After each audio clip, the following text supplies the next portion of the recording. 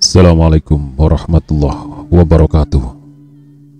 Rahayu Sagung Dumadi. Kembali lagi di channel Babat Nusantara. Pada kesempatan kali ini akan melanjutkan cerita Gajah Mada Hamukti Palapa bagian ke-40.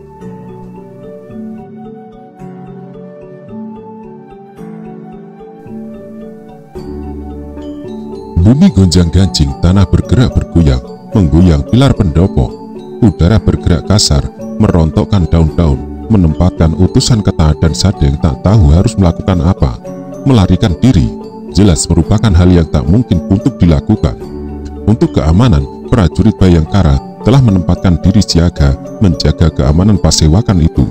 Semua Bayangkara telah menelanjangi senjatanya, atau paling tidak masing-masing telah memegang gagang pedang dan tombaknya. Bagi mereka yang memegang warastro, tangan kiri telah memegang langkap, dengan tangan kanan telah memegang gagang busur yang siap dilepas. Utusan dari Keta dan utusan dari Sadeng pucat pasi. Sadarlah mereka bahwa mereka tak mungkin pulang ke Keta maupun ke Sadeng. Ke depan tersedia pakujaran dengan ruang yang sempit untuk mereka. Akan tetapi bisa juga pasewakan yang digelar itu mengambil sebuah keputusan menghukum mati para utusan itu dengan digantung di alun-alun, atau melalui hukuman picis yang mewajibkan kepada semua orang untuk menyumbangkan sayatan pisau disertai siraman air garam yang akan menimbulkan rasa pedih luar biasa. Atau ada pula hukuman mati yang lebih mengerikan lagi. Tubuh mereka akan ditarik oleh 4 ekor kuda yang berlawanan arah. Akan tetapi, berantakan tubuh-tubuh itu, mungkin mayatnya kemudian dilempar ke dalam kerangkeng besi yang dihuni oleh 2 ekor harimau yang sudah lama sangat mendambakan memangsa daging manusia.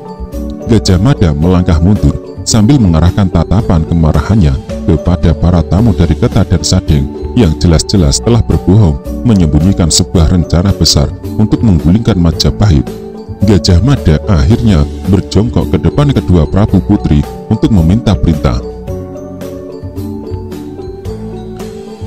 Mohon petunjuk, apa yang harus hamba lakukan kepada mereka? Tanya Gajah Mada kepada Tribuana Tunggadewi. Prabu Putri Sri Gitarja Tribuana Tunggadewi Jaya Wisnuwardhani melirik adiknya, Dyahwiyat Raja Dewi Marajasa, yang diminta pertimbangan kakaknya menyempatkan untuk berpikir. Akhirnya Dyahwiyat Raja Dewi Marajasa yang mengambil keputusan untuk menentukan nasib macam apa yang akan menimpa mereka.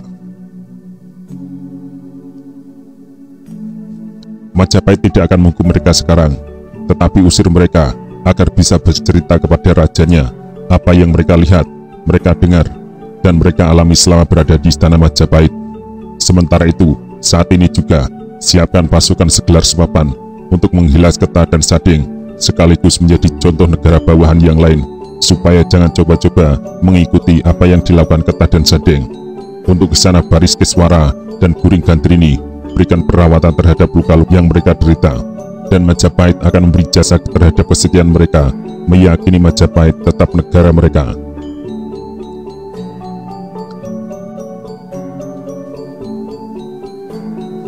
Gajah Mada mengarahkan pandangannya kepada Prabu Putri Tribuana Tunggadewi Jaya Wisnuwardhani yang mengangguk sebagai tanda setuju pada apa yang dikatakan Dyahwiyat. Dengan susah payah karena lukanya, Guring Gandrini dan Baris Keswara menyembah. Gajah Mada akhirnya bangkit dan berjalan mendekat kepada para utusan dari Keta dan Sadeng.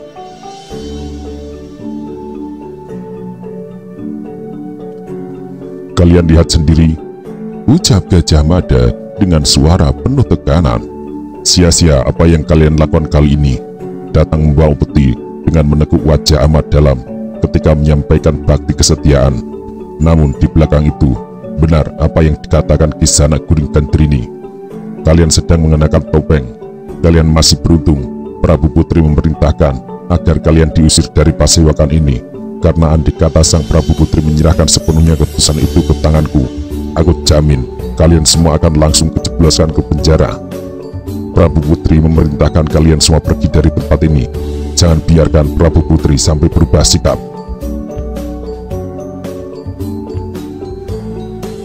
Bersamaan dengan genderang yang ditabuh dengan berderap, amat berderap, karena terdengar juga suara sang Kakala yang mengimbangi. Para utusan dari Sadeng dan Keta serentak berdiri. Dengan pucat pasi, mereka bergerak keluar dari pasewakan. Di bawah tatapan mata semua memenuhi pagelaran agung Tatak Rambat Bali Manguntur itu. Senopati Gagak Bongol mendekati Gajah Mada. Apa yang harus aku kerjakan terhadap orang-orang itu, Kakang? Berbisik Gagak Bongol. Biarkan mereka pulang. Jangan dihalang-halangi agar mereka bisa bercerita seperti apa kekuatan perang Majapahit yang digelar sebagai suguhan tontonan untuk mereka. Juga upaya mereka bisa menceritakan dengan saling melengkapi bagaimana perjalanan sidang yang digelar hari ini. Amankan mereka, jangan sampai ada yang mengganggu. Gagak Bongol tercenung. Padahal aku ingin menelikung dan memberi pelajaran kepada mereka. Gajah Mada tidak menoleh sedikit pun. Kujatuhkan perintah, amankan perjalanan pulang mereka. Kita masih punya waktu jika berkeinginan menjatuhkan hukuman kepada mereka. Kita gempur Sadeng dan Keta secepat kilat tanpa mereka sadari. Mendadak telah lulu lantak. Gagak Bongol yang telah menerima perintah sangat jelas itu segera bertindak untuk jangan sampai ada prajurit yang mengambil langkah sendiri yang tidak sejalan dengan apa yang diperintahkan Prabu Putri dan telah dipertegas oleh Gajah Mada.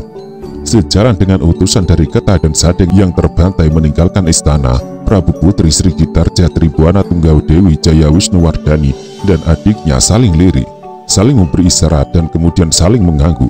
Bersama-sama Prabu Putri Sri Gitarja Tribuana Tunggal Dewi dan Prabu Putri Raja Dewi Maharajasa berdiri dikawal oleh suami masing-masing.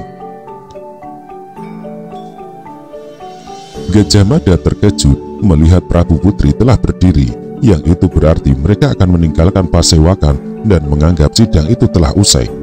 Gajah Mada segera mengambil sikap. Ia berjongkok dengan bertumpu pada sebelah kaki dan menyembah. Maka segenap tamu yang hadir melakukan hal yang sama, seolah Gajah Mada yang memimpin mereka. Semua bersikap demikian kecuali dua orang yang tidak melakukan, yaitu para Dharmayaksa. Prabu Putri Sri Gitarja Tribuana Tunggal Dewi Jaya Wisnuwardhani mendekati Gajah Mada. Apa yang diucapkan Prabu Putri Sri Gitarja cukup keras untuk bisa didengar oleh semua orang. Bukan hanya Gajah Mada yang mendengar.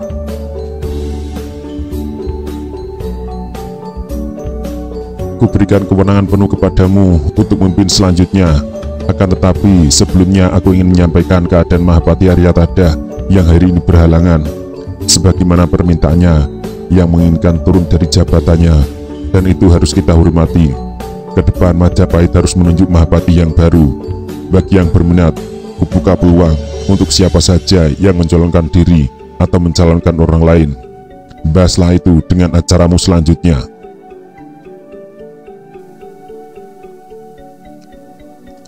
Hamba Tuan Putri, jawab Gajah Mada sangat tegas. Suasana hening di Balai Manguntur, suasana alun-alun di depan istana pun senyap, karena telah tiba waktunya prajurit yang melakukan latihan perang beristirahat, yang nantinya latihan itu akan dilanjutkan kembali.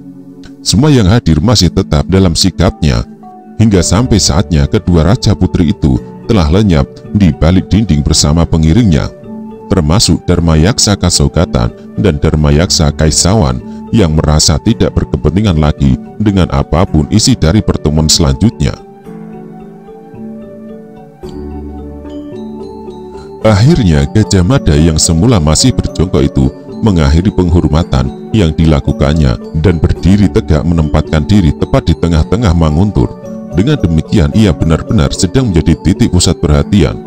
Semua orang yang hadir siap menyimak apa yang akan disampaikan Gajah Mada. Apa yang terjadi pada Sadeng dan Keta adalah sebuah pelajaran bagi kita semua, kata Gajah Mada. Kita banyak sekali kehilangan waktu berharga yang mestinya bisa digunakan untuk mensejahterakan kehidupan rakyat. Namun, rupanya hingga sekarang pun masih harus disibukkan oleh hal-hal yang mestinya tak perlu terjadi. ketika semua pihak mestinya menerima satu dan bersatu sebagai harga mati, kesatuan dan persatuan tanpa menyisakan sejengkal pun ruang untuk perpecahan. Apa yang dilakukan Sadeng dan Keta benar-benar harus disayangkan. Apalagi dua wilayah itu merupakan salah satu pilar utama ketika Majapahit untuk pertama kalinya diundang sebagai sebuah negeri baru. Oleh karena itu, kepada para tamu semua, setelah nantinya kembali ke wilayah masing-masing, harap disampaikan kepada segenap rakyatnya untuk menjaga keutuhan dan kebersamaan, utuh dalam satu dan utuh dalam sikap bersatu. Jika ada wilayah seperti Keta dan Sadeng yang berniat melakukan tindakan makar, Majapahit hanya punya satu pilihan untuk menghadapi, yaitu menghancurkan mereka.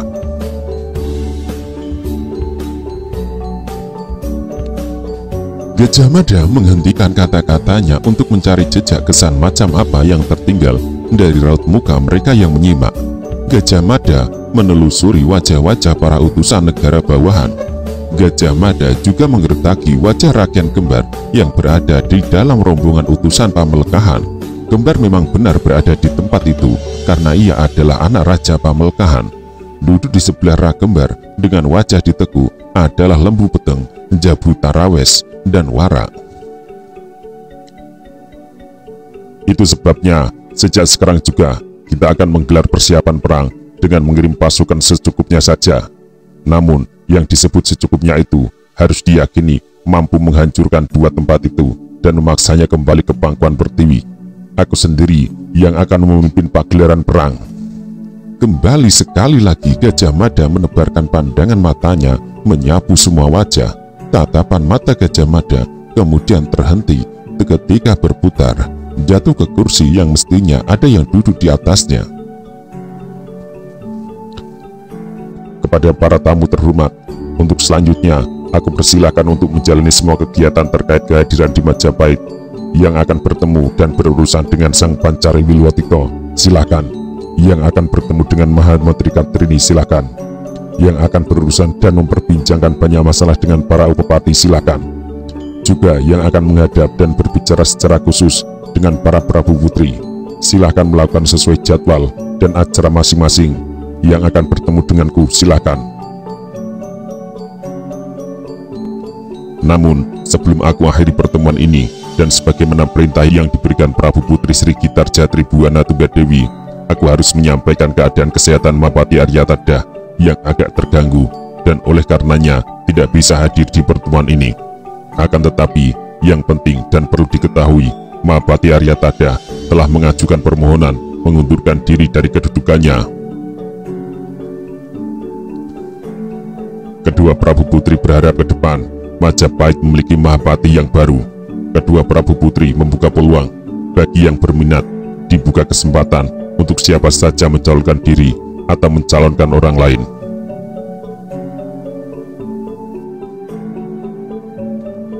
Pengumuman yang disampaikan tanpa harus melingkar-lingkar itu mengagetkan semua orang. Namun Gajah Mada tak merasa harus peduli dengan wajah-wajah kaget itu, yang diantaranya menunjukkan minat yang dalam. Gajah Mada menutup pertemuan itu.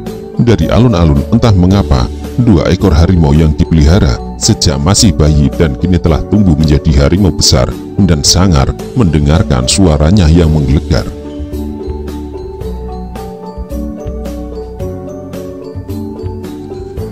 Gajah Mada bertindak cekatan. Seiring waktu yang merambat jengkal demi jengkal, banyak hal yang dilakukan.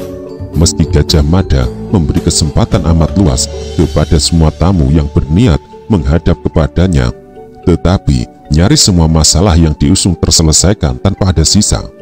Gajah Mada bahkan menyempatkan menengok ke bangsal khusus yang digunakan sebagai pesanggerahan untuk para tamu, mengarahkan para tanda yang bertugas menjamu dan menyiapkan semua kebutuhan mereka. Bahkan Gajah Mada masih menyempatkan menengok dapur untuk memastikan para tamu terhormat itu memperoleh jamuan yang memadai.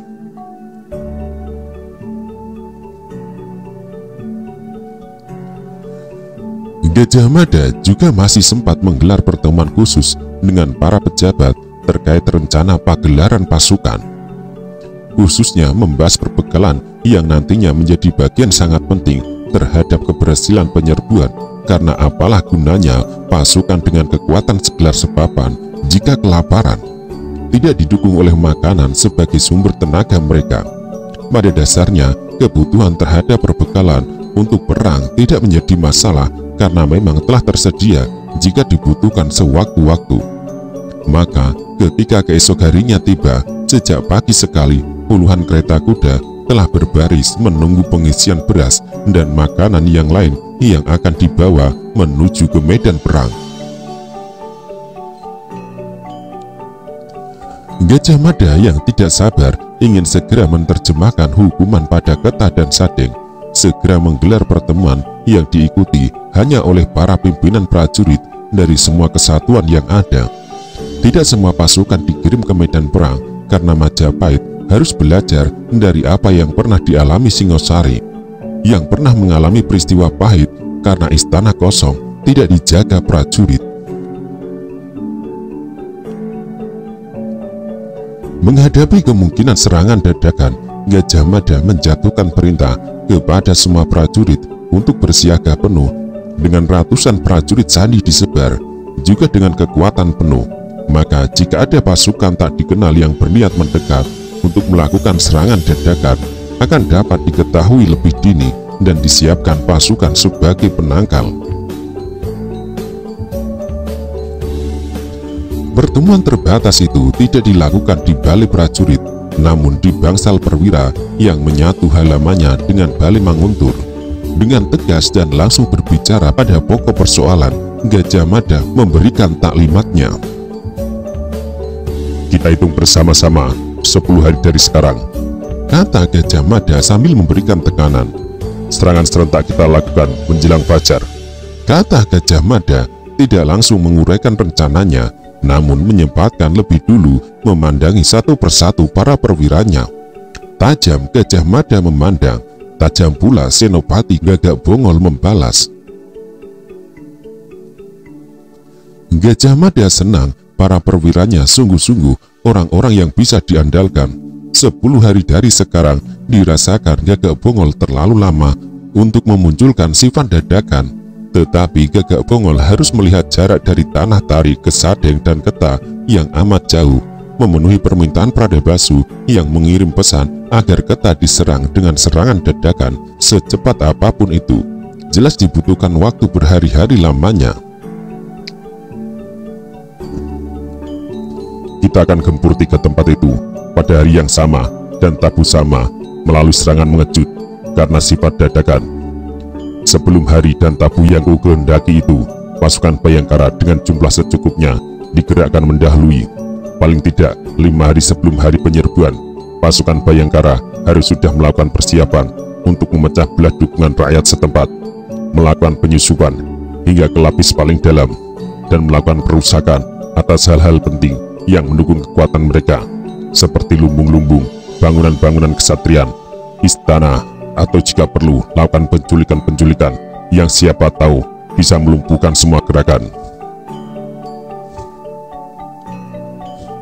Lebih bagus menangkap kepalanya yang akan dengan demikian bisa mengendalikan seluruh tubuhnya.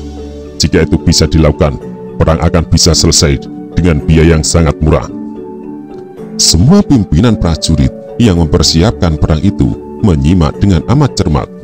Selanjutnya, 7 hari dari sekarang, Pati Gajah Mada melanjutkan, pasukan yang akan menyerbu Keta harus baris pendem di tempat tersembunyi.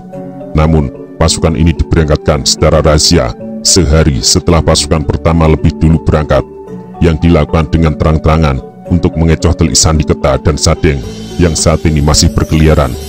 Pasukan pertama yang berangkat adalah gabungan yang akan menyerbu Sadeng dan Alas Larang.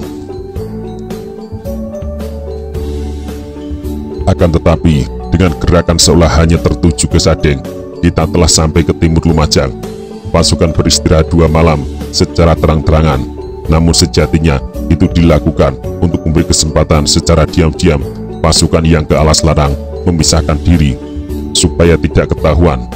Lakukan berangsur-angsur selama 2 hari itu dengan titik temu di Jember, dan sehari sebelum hari terakhir, pasukan sudah harus melakukan persiapan terakhir dengan baris pendem tidak jauh dari Alas Larang. Selanjutnya, dengan sembunyi-sembunyi, pasukan yang mengempur Sadeng dibelah menjadi dua. Separuh bergerak dengan sembunyi-sembunyi ke timur Sadeng, separuh sisanya ke barat Sadeng. Kita gunakan siasat yang pernah dilakukan Kediri ketika melumpuhkan Singosari.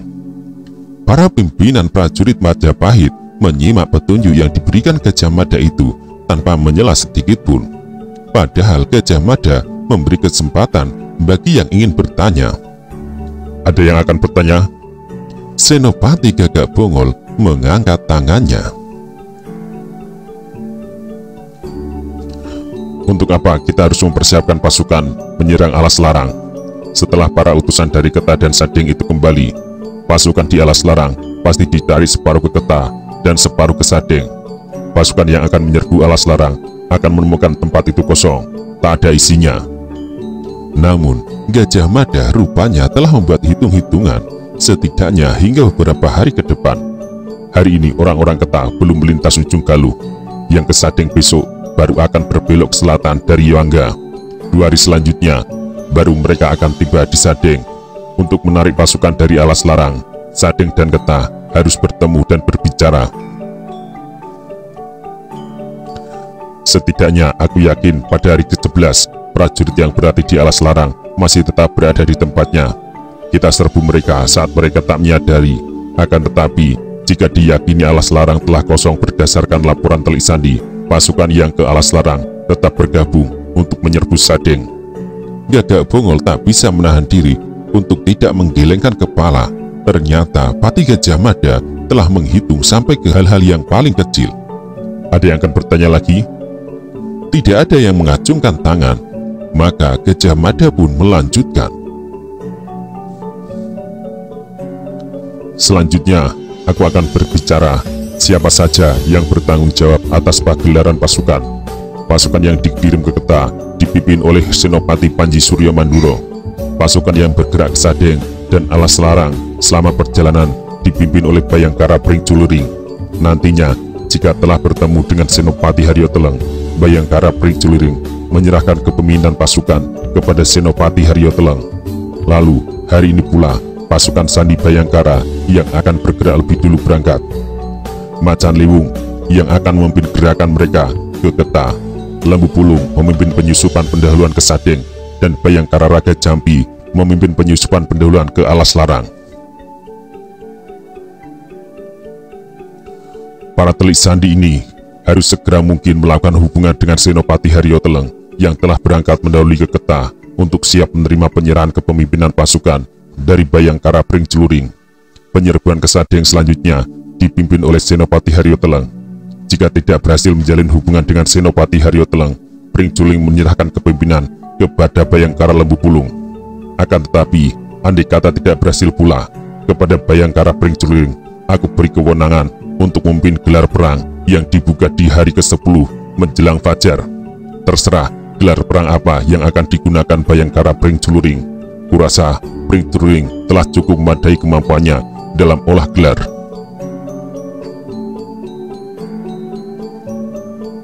Bayangkara Pring Culering yang duduk di pojok meluap memperoleh kepercayaan yang demikian tinggi. Akan tetapi, Gajah Mada bukannya tanpa perhitungan memberi kewenangan dan kepercayaan yang demikian tinggi kepada Bayangkara Pring Culering.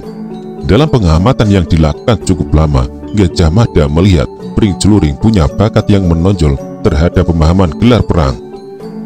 Tandyo, balas Pring Culering sigap. Gajah Mada mengedarkan pandangan matanya.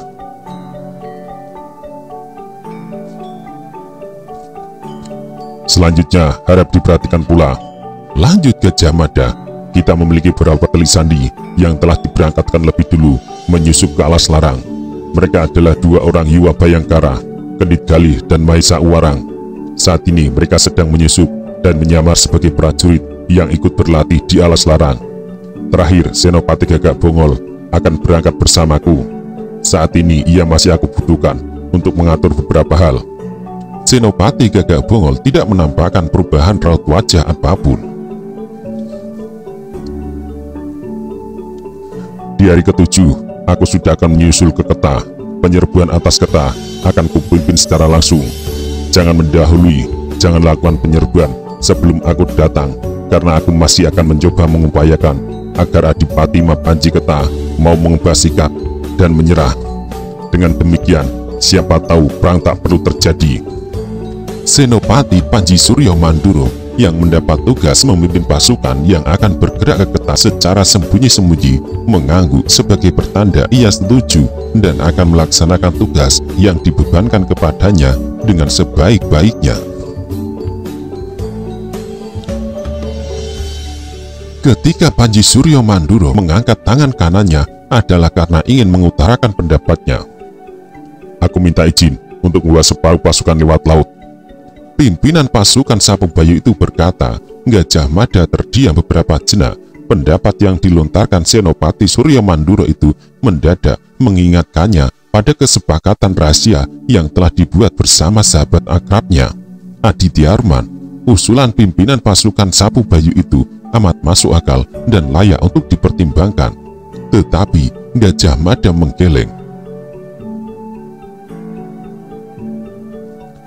Laut adalah tempat terbuka dan semua nelayan di sepanjang pesisir dari Yuangga sampai ke Situ Bondo adalah telik sandi.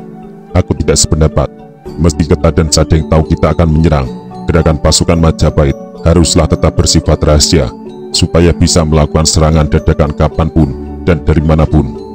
Pimpinan pasukan Sapu Bayu, Senopati Panji Suryo Manduro amat bisa memahami alasan penolakan itu. Ia tidak memaksakan diri. Pembicaraan yang dilakukan sejak sore itu bergeser ke petang dan ternyata masih berlanjut meski malam kemudian datang, yang akhirnya diterjemahkan dengan dilakukan pagelaran pasukan yang dipimpin langsung oleh Gajah Mada.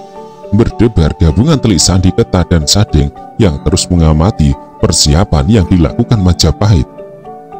Di bawah cahaya terang benderang bulan di langit, alun-alun istana penuh sesak. Merinding telik sandi Keta melihat lapangan Bubat juga penuh sesak. Demikian pula dengan alun-alun luar di depan pintu gerbang Purawaktra. Gila, desis mata-mata itu. Majapahit benar-benar akan menggilas Keta dengan kekuatan penuh seperti ini.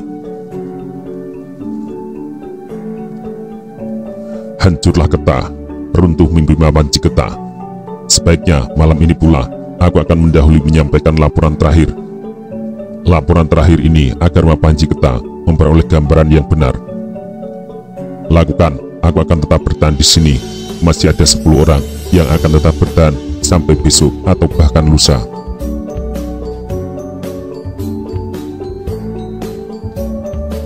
Gabungan dari para petugas sandi Keta dan Sadeng yang menyebar di sudut alun-alun, baik di Bubat maupun di halaman istana luar dan dalam, benar-benar memperoleh gambaran nyata kekuatan macam apa yang akan melibas Keta dan Sadeng.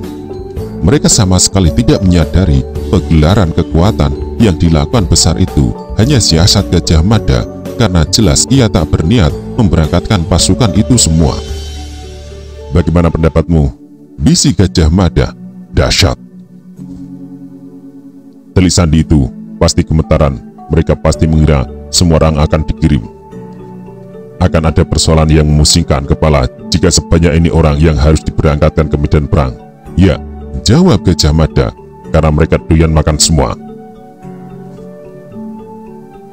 Gagak Bongol tertawa menanggapi pendapat Gajah Mada yang memancing tawa itu. Namun Gajah Mada sendiri tidak tertawa.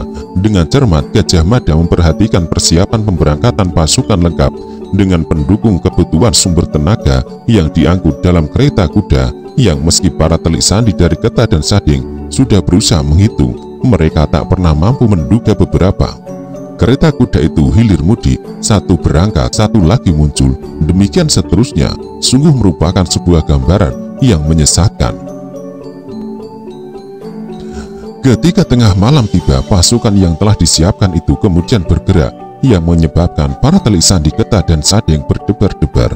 Sungguh kekuatan yang dilepas itu merupakan kekuatan yang tak masuk akal. Seperempat dari semua kekuatan saja sudah luar biasa, yang ini semuanya. Prajurit sandi dari Keta dan Sadeng itu tidak tahu sebagian prajurit itu secara acak memisahkan diri dengan cara memisahkan diri di setiap kesempatan yang ditemukan, di jalan-jalan yang menikung atau membaur dengan para penonton yang menyaksikan. Itu sebabnya jumlah kawula Majapahit yang berbaris di sepanjang tepian jalan bertambah banyak. Para teli sandi dari Keta dan Sading itu juga tidak tahu dari setelah hiruk-pikuk yang berlangsung riuh juga telah berangkat pasukan Bhayangkara yang bergerak dalam penyamaran penuh yang disamarkan dalam wujud penduduk biasa. Pasukan khusus Bhayangkara itu nantinya akan memecah diri menjadi 3, masing-masing ke Keta, Alas Larang, dan Sading. Mereka akan berusaha mencari hubungan dengan Teli Sandi yang dikirim lebih dulu, terutama mencari hubungan dengan Senopati Haryo Teleng. Pasukan khusus Bhayangkara itu berkuda secara terpisah yang nantinya mereka akan bertemu di Yangga yang diputuskan sebagai titik temu terakhir sebelum masing-masing berpisah menuju tujuannya. Menurutmu, adakah yang masih bisa kita lakukan di sini? Berbisik seorang mata-mata Keta kepada temannya. Tidak ada jawabnya. Bagaimana kalau aku mengusulkan kita tarik semua Teli Sandi dan kembali ke Keta? Di samping kita harus memperoleh perkembangan terakhir ini, kita juga harus memberikan sumbangsih kita untuk ikut berperang. Ya, aku setuju. Tarik semua pulang. 2 orang mendahului lewat laut, yang lain bergerak membayangi gerakan pasukan itu. Maka demikianlah pasukan dengan jumlah sangat besar di mata Teli Sandi, Keta, dan Sading itu telah berjalan membentuk barisan panjang makin jauh ke arah timur, meninggalkan Trowulan dengan penuh semangat dan suara yang ingar-bingar oleh berbagai nyanyian dan teriakan-teriakan yang menggelegarkan isi dada. Ketika esok harinya tiba, pasukan yang bergerak dengan jalan kaki yang di bagian depan didahului oleh pasukan berkuda telah melintasi jalan lurus yang jika ke utara akan sampai ke ujung Galuh dan jika ke selatan akan sampai ke Singosari. Walaupun hari bergerak ke pusat siang dengan panas yang menyengat, pasukan itu tidak berhenti berjalan. Untuk mengisi tenaga, masing-masing prajurit mengeluarkan bekal makanan kering dari bungkusan kain yang menggantung di pinggangnya. Barulah jika malam nanti tiba, kesempatan pertama untuk beristirahat diberikan. Ketika malam berikutnya tiba, pasukan Majapahit memutuskan untuk menginap beristirahat. Tak seorang pun mata-mata Keta dan Sading yang tahu. Malam kedua itulah pasukan yang lain baru diberangkatkan untuk menyerbu Keta. Pemberangkatannya dilakukan dengan senyap. Tidak ada nyanyian-nyanyian penggugah semangat, tidak ada teriakan-teriakan, tak ada suara genderang, tak ada sangkakala melengking. Bergelombang pasukan jalan kaki yang akan bergerak lurus ke Keta itu di bawah pimpinan Senopati Pilih Tanding Panji Suryo Manduro yang telah memiliki pengalaman perang luar biasa banyaknya. Gajah Mada belum ikut bersama pasukan yang dilepaskan itu dan baru akan menyusul jika beberapa persoalan khusus yang mengganggunya telah terselesaikan. Dalam pasukan yang bergerak sehari setelah pasukan pertama ikut bergabung, pasukan berkuda yang berjalan mendahului sekaligus menempatkan diri sebagai cucuk lampah, mengamankan dan memberi isyarat jika ada tanda-tanda bahaya. Siapa tahu Keta telah menggelar pasukan untuk menyerbu Majapahit dan mereka berpapasan di sebuah tempat. Salah seorang penunggang kuda itu yang menempatkan diri berkuda paling depan yang membiarkan rambutnya terurai lepas dari gelung-gelingnya adalah Lembu Peteng, salah seorang prajurit yang belum lama memperoleh kenaikan pangkat sebagai Araraman. Ketika hari berikutnya pasukan segelar sepapan yang dipimpin oleh Senopati Panji Suryo Manduro telah melintas jalan lurus yang menghubungkan Singosari dan ujung Galuh. Pada saat yang sama, pasukan yang diberangkatkan sebelumnya melakukan sebuah hal yang menyebabkan para Teli Sandi, Keta, dan Sading bingung. Di Yangga, pasukan itu membelok ke selatan. Jika pasukan itu dipecah menjadi 2 amat masuk akal. Separuh ke selatan langsung menusuk Sading, separuh lainnya ke timur menusuk Keta. Apa artinya ini? Bertanya seorang Teli Sandi Keta kepada rekannya. Mereka mengambil arah ke Sading. Balas Teli Sandi yang lain. Semuanya? Tanya seorang pertama. Para Teli Sandi itu merasa gelisah. Apa artinya ini? Orang-orang Keta dan Sading yang terus mengikuti perjalanan pasukan itu segera berpikir untuk menemukan jawaban yang paling masuk akal. Pasukan itu, aku yakin, akan dipecah menjadi 2 entah di mana. Separuh menusuk Sadeng, separuh sisanya akan bergerak menuju Keta di satu tempat yang dirahasiakan.